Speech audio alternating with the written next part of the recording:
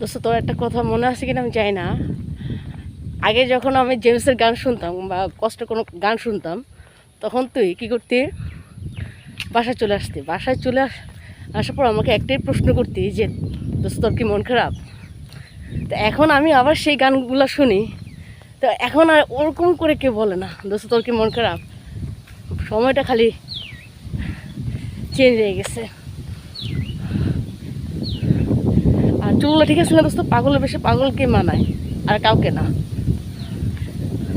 এটা তোর ডাইরেক্ট ছিল, যার কারণে আমি এটা প্রয়োগ করলাম। মিস করি রে, খুব মিস করি সেই দিনগুলো রে।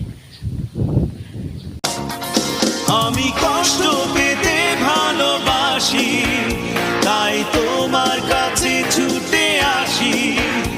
আমি কষ্ট পেতে ভালোবাসি, তাই তোমার কাছে